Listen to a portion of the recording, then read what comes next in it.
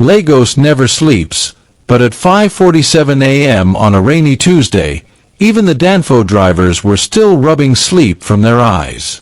Chike Okonkwo stood under the leaking zinc roof of a bus stop in Ojuelegba, wearing a faded Ankara shirt 2 sizes too big, palm sandals that had seen better decades, and a wristwatch so cheap the second hand stuttered like a man with malaria. Nobody looking at him would guess that, 3 years ago, Forbes Africa had called him the quietest billionaire under 40 on the continent. Chike's father, Chief Okonkwo, had built Okonkwo Energy from nothing. First a small fuel depot in Warri, then pipelines, then offshore rigs. When the old man died suddenly of a heart attack, Chike inherited everything. The glass tower on Victoria Island, the private jet parked in Abuja, the offshore accounts that made auditors sweat. He also inherited the women. They came in waves. First the old money daughters from Ikoyi who spoke through their noses and called him Chike Baby. Then the influencers with Brazilian hair and borrowed accents. Then Adaora. Adaora Nwosu, ex-beauty queen turned serial entrepreneur, had walked into his life at a charity gala wearing a gold dress that cost more than most people's yearly salary. She laughed at his dry jokes, quoted Chimamanda between glasses of champagne, and within 6 months had moved into his penthouse in Banana Island. She planned the wedding before he even proposed, sent mood boards to his mother, booked the cathedral, chose osso oak that cost 2 million naira per yard. On the day he was meant to pick the ring, he found her on the phone in his study. So after the wedding, we merge the companies, then we push him out gently, she was saying, voice sweet like overripe mango. By the time he realizes, the shares will be in my name. Men like Chike think with their hearts, never their heads. He stood there in the doorway holding 2 cups of coffee until they went cold. She never saw him. That night he packed 1 bag, left the Bentley in the garage, and disappeared. Now, 3 years later, he was simply Brother Chike, who sold recharge cards and pure water opposite the bus stop. He lived in a face me I face you in Surulere, shared a toilet with 12 people, and sent half his daily earnings to his mother in the village so nobody would suspect. The rest he saved. He told himself he was cleansing his soul. Truth was, he was waiting to see who would love the man without the money. That morning, as the rain reduced to a stubborn drizzle, a woman ran past him chasing a commercial bus. Her gellies slipped, revealing tight cornrows that ended in cowrie shells. She wore a simple Ankara wrapper and blouse, the kind tailors sew for civil servants, but the way she carried herself, back straight, chin high, made Chike pause. The bus zoomed off. She stamped her foot, muttering, "Kill Ode," under her breath. Chike cleared his throat. "Sister, that driver na devil. You de go yaba."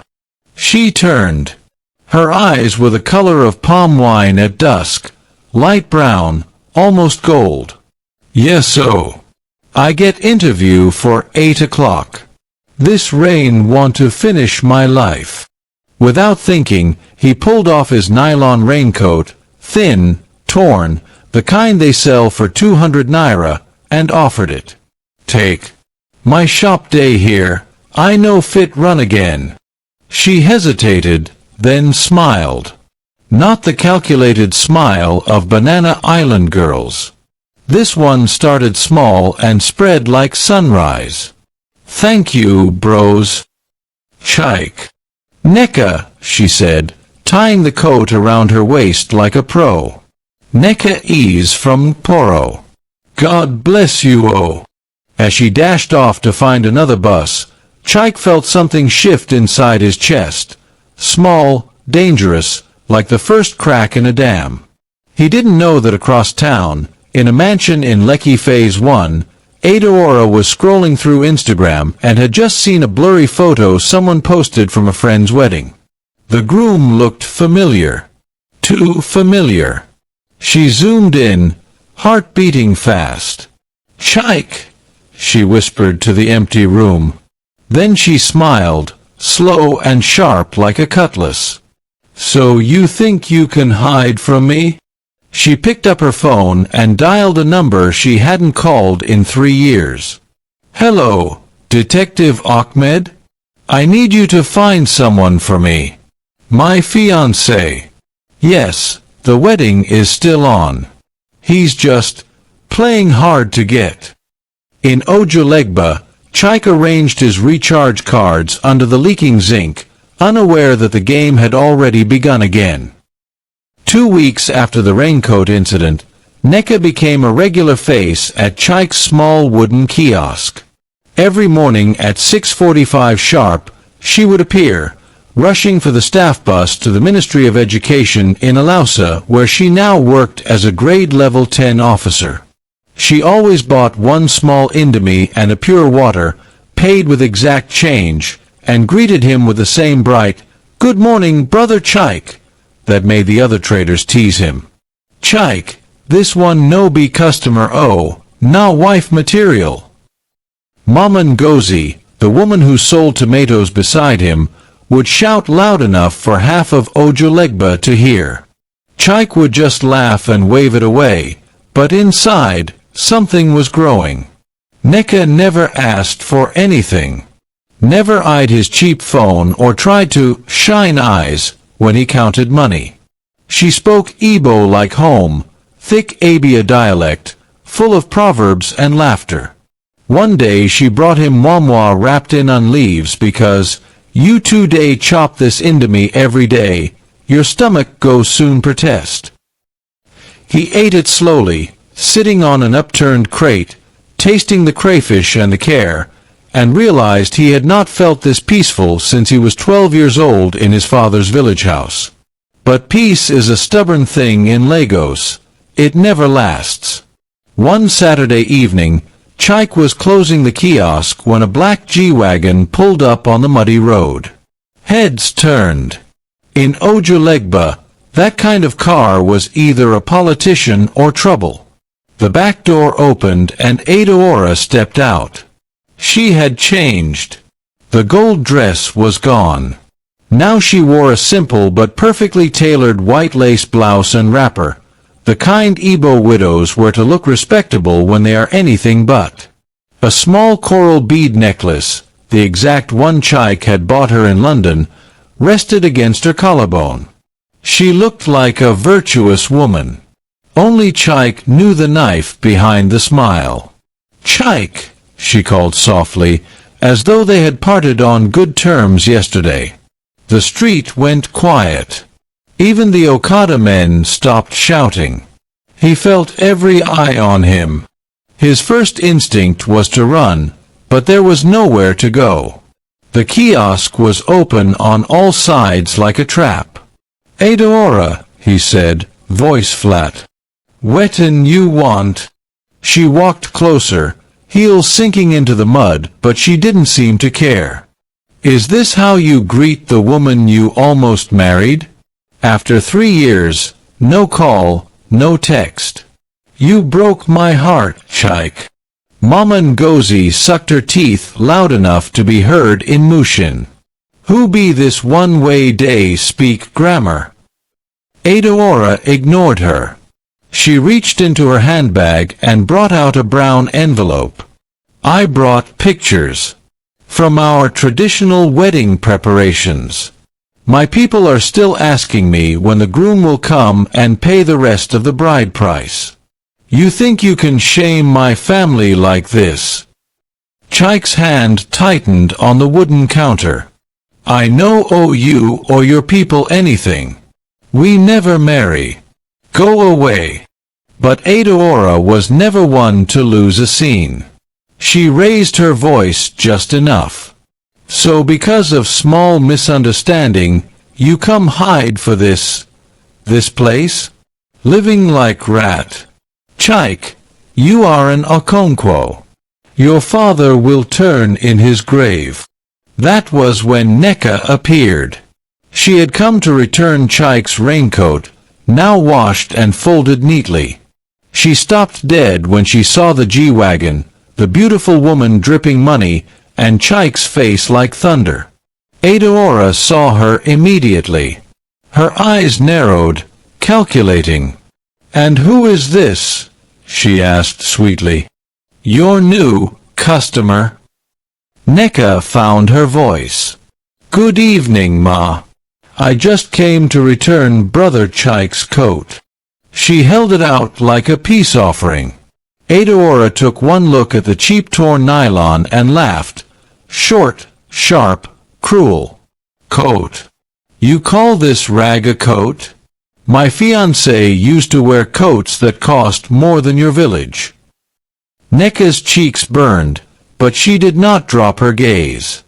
"Some coats keep rain away better than others," she said quietly.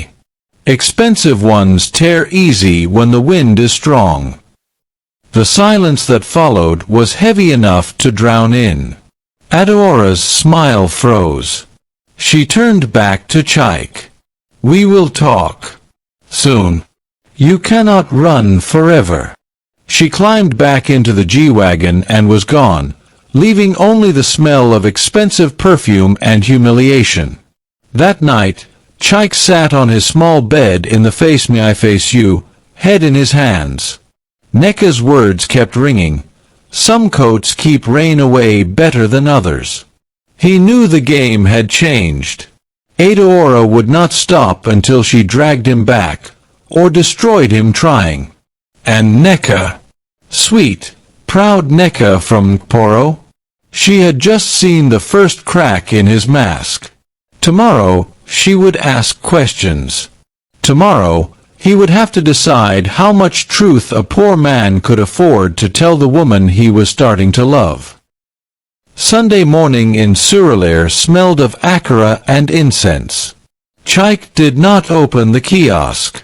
Instead, he wore his one good native shirt, the blue one he kept for burials and court appearances, and went to the Catholic church on Adelabu Street. He needed somewhere the walls could not hear. He knelt in the back pew, eyes on the crucifix, trying to pray the way his mother taught him when he was small. But the words felt heavy, like stones in his mouth. All he could think about was Adeora's perfume in the dust of Ojulegba and the way Neka's eyes had flashed when she defended him with that quiet proverb. After Mass, he stepped outside into the harmattan haze, and there she was. Neka stood under the almond tree, holding 2 plastic chairs worth of Sunday rice from Mama Put. She wore a simple yellow dress and no makeup, yet the morning light loved her face the way Lego's sun never loves anyone. "I brought food," she said, lifting the nylon like an offering. "You no come market today. I fear say hunger don catch you." He almost laughed. Hunger. If only she knew the kind of hunger that had kept him awake for 3 years. They sat on the church steps like 2 ordinary people. She opened the nylon, jollof rice, dodo, 2 pieces of beef the size of a child's fist. She had even added 1 cold maltina. Small things, but they pierced him deeper than any diamond Adeora ever wore. For a long time they ate in silence. Then she spoke, soft but steady. "Brother Chike, that woman.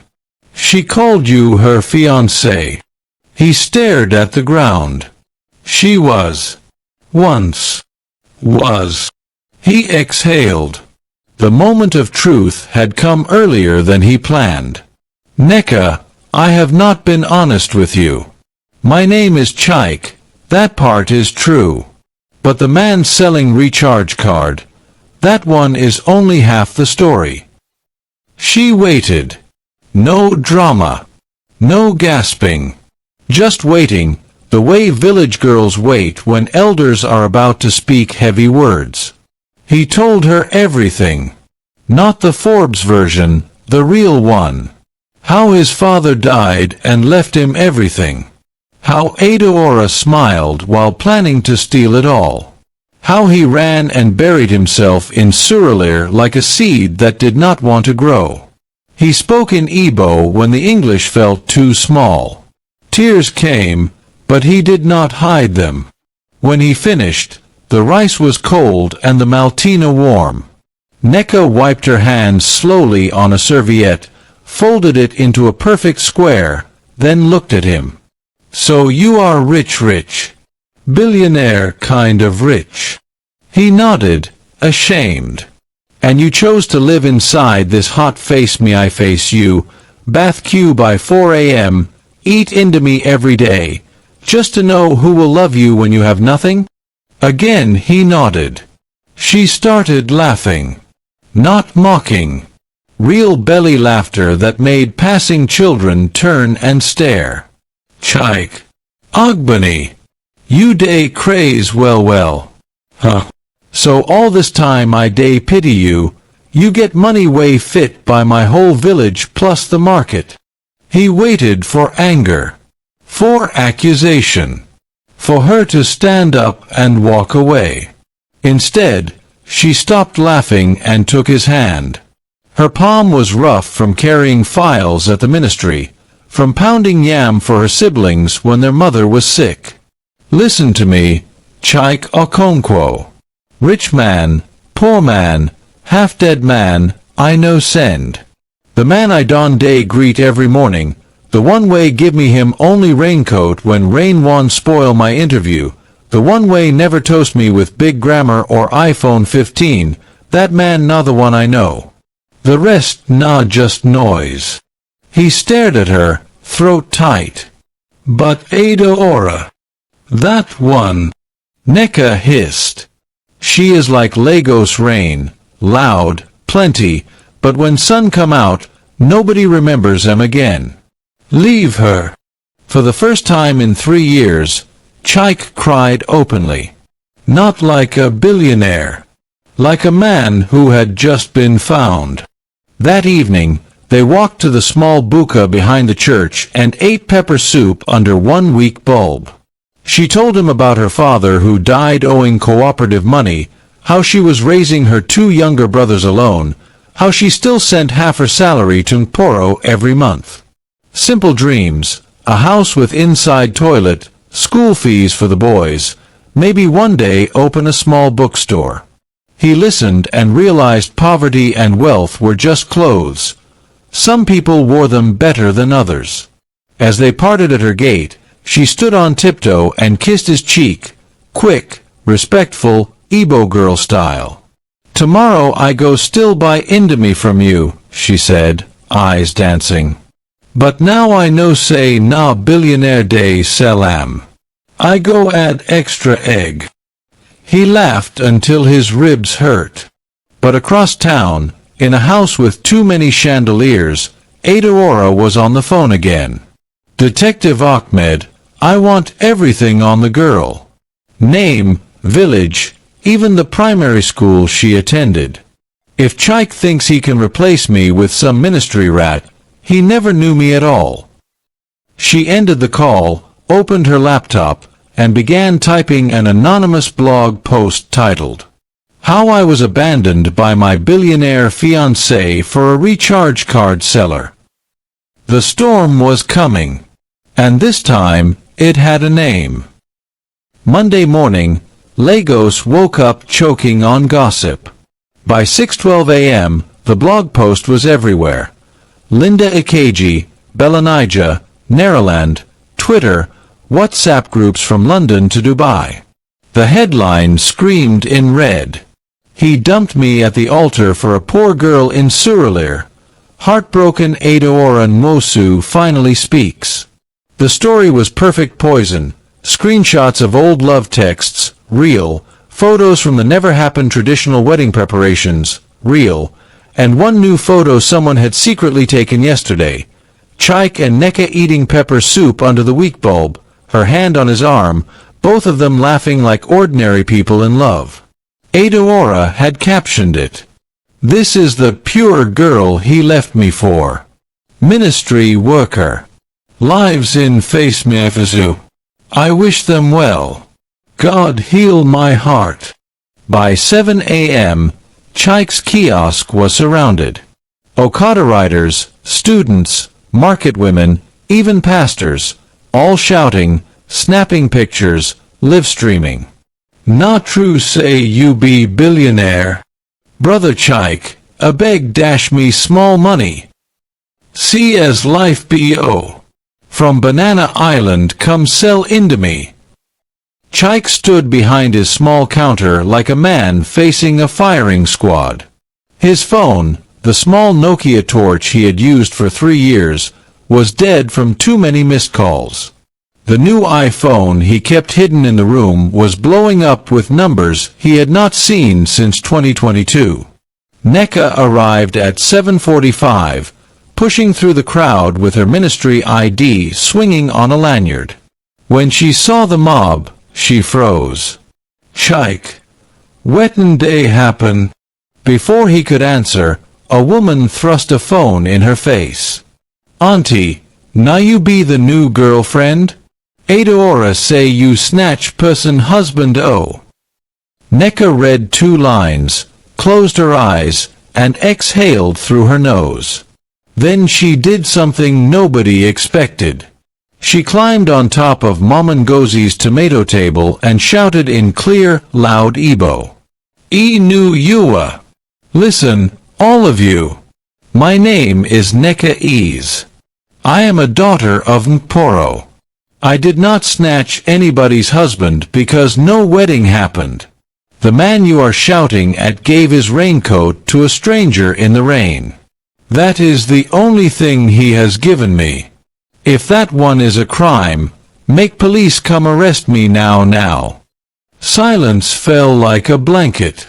She continued, voice steady. As for Adeora, I do not know her pain. But I know shame when I see it. Using blog to fight love is not how our mothers taught us. Let her heal. Let us live. She climbed down, took Chaik's hand, and walked through the parted crowd like Moses through the Red Sea. Cameras followed them all the way to the main road where she boarded her staff bus without looking back. At the ministry, her director called her in. Neka, this matter Dawn reach permanent secretary O. Take 2 weeks leave, with pay, until the noise dies. She nodded. It was not punishment, it was protection. That afternoon, Chaik drove, in a borrowed Okada man's Toyota Corolla, because his own cars were still hidden, to Adeora's mansion in Lekki. The security men recognized him and opened the gate without a word. He found her by the swimming pool, drinking Chapman and scrolling through comments that called her every name from Ijeoma to Ashawo. She looked up and smiled like nothing happened. Finally, you came back to your senses. He dropped a flash drive on the glass table.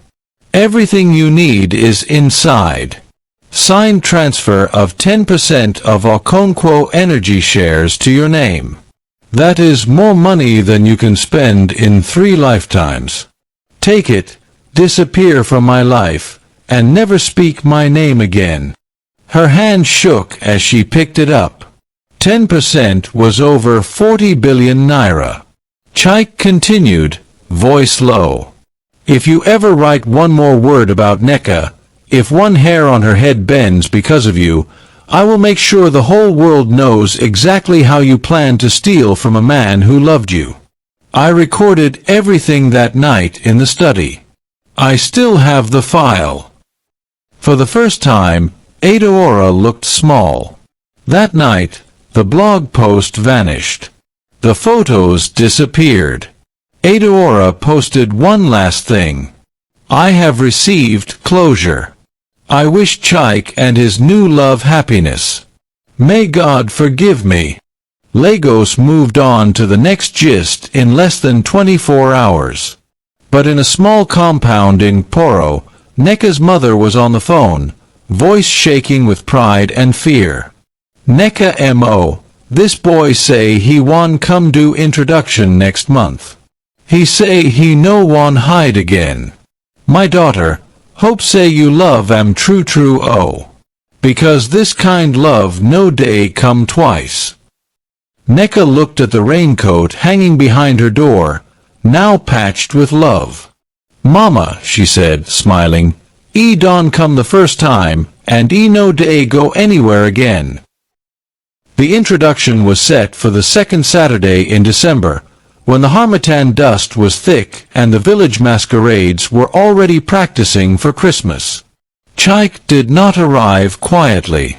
At exactly 9:17 a.m., 3 white Land Cruiser Prado 2025 models rolled into Poro like a presidential convoy. The first carried Chaik and his mother, Mama Okonkwo, wearing her old but well-starched wrapper and a coral crown that had not left its box since her husband's burial.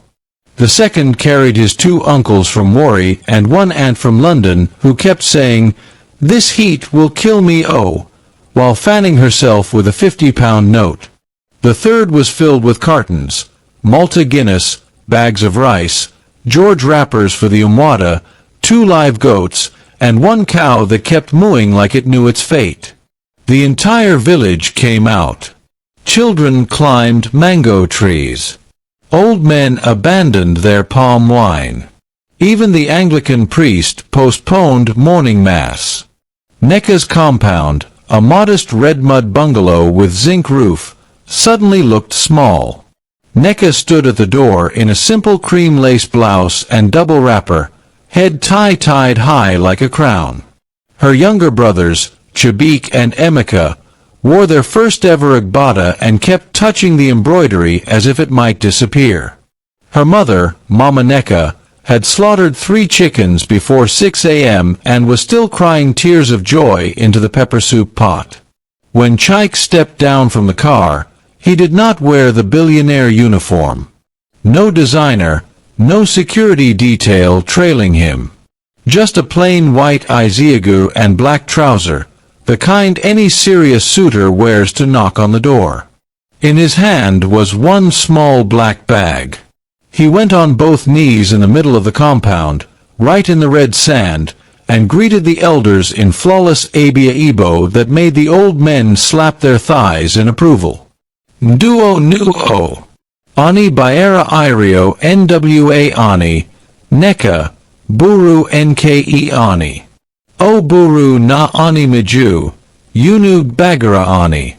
Ma O Buru na O Ziri Ezi. Yunu Nabata Ani. Mama Neka answered with a shout of Isa that scattered the chickens. Then came the list. Neka's uncle, Matsi Okari, a retired headmaster who loved drama, stood up with a long paper that looked like a jam brochure. First, 24 cartons of hero beer. We know Siam. Second, 10 cartons of Maltina, 5 cartons of Fearless. He went on for 12 minutes. The London aunt whispered, "Are we buying the girl or the whole local government?" Chaik only smiled, opened the small black bag, and brought out an envelope. Inside was a bank draft made out to Matsi Okari and Umwadan Poro Welfare Association for 50 million naira, with a note, "For the community borehole and the health center roof that has been leaking since 2018. Matsi Okari's mouth stayed open so long a fly almost entered. The bride price was settled in 10 minutes. After the kola was broken and the prayers said, Chaik asked permission to speak to Neka alone. They walked behind the mango tree where she used to read novels by torchlight when Nipa took light. He knelt again, this time only for her. "Neka ease, I have nothing left to hide. Everything I own is now in 2 trusts, one for my mother, one for the children we will have together. If you say yes today, you will never queue for water, never worry about school fees, never know the word sorry because of money again. But if you say no, I will still build the borehole and disappear tomorrow. Your happiness is the only profit I want." Neka looked at him for a long time. Then she did something that shocked even the ancestors. She pulled him up by the hand, dusted the sand from his knees, and said, "Chaik, stand up. I am not Banana Island property. I am Poro daughter. If you kneel for me again, I will kneel with you. We will rise together, or we will not rise at all." That evening, the village danced. The cow was slaughtered. High Life from Chief Osita Osadibi blasted from speakers Chaik quietly rented. Mama Neka and Mama Okonkwo cried in each other's arms, calling each other in-law before the wine was even poured. Only one person was missing. Adaora sat alone in her empty mansion, watching the videos from Poro that someone had posted with the caption, "Love wins." She poured herself another glass of wine, opened her banking app, and stared at the 40 billion naira sitting there like a beautiful corpse. Then she did something nobody expected. She transferred every kobo to a charity for widows in the north, added a note, from a woman who learned late, and booked the next flight to Paris. One way. The wedding was fixed for the Saturday after Christmas, when every son and daughter of Mporo and Okonkwo's village in Delta had come home with their loudspeakers and London-used clothes. They did not do it in Lagos. They did it halfway, on the boundary between Abia and Delta, in a wide cassava farm that belonged to nobody and therefore belonged to everybody. 2 canopies, 1 green, 1 maroon. 2 sets of masquerades. 2 different High Life bands arguing over who would play first. 2 mothers crying happy tears in different dialects. Chaik arrived in a simple white senator suit, no watch, no jewelry, only the coral beads Neka's mother tied round his wrist the night before. Neka came out of a small mud house that had been repainted white for the occasion, wearing ivory lace sewn by the Umwata themselves. No Brazilian hair. Just her cornrows ending in cowries, and a smile so bright the photographers begged her to tone it down. The Catholic priest from Poro and the Anglican catechist from Okonkwo's village stood side by side, arguing quietly about who would give the final blessing until Mama Okonkwo threatened to collect both microphones. When it was time for vows, Chaik spoke first, voice carrying across the harmattan wind. "Neka, you met me when I had nothing to give except one torn raincoat. You kept it, patched it, and still wear it when Nipa takes light. Today I have everything to give, and I give it all. The houses, the shares, the jet, the name. But if tomorrow everything burns, I will still have that raincoat and your hand in mine. That one is enough." Neka laughed through tears. "Chaik, people will say I married you for money. Let them talk. I married the man who queued for bathroom at 4 a.m. just to know what my mornings felt like. I married the man who knelt in red sand for my people. Rich or poor, you are my own. And I am keeping you forever." They exchanged rings, simple gold bands bought from a jeweler in ABA, not London. Then Neka did something nobody wrote in the program. She brought out the old torn raincoat, now cleaned and lined with gold ankara inside, and draped it over both their shoulders like a marital cloak. The crowd roared. Masquerades fired their guns into the air. 2 villages became one family under one old nylon coat. At the reception, the food never finished.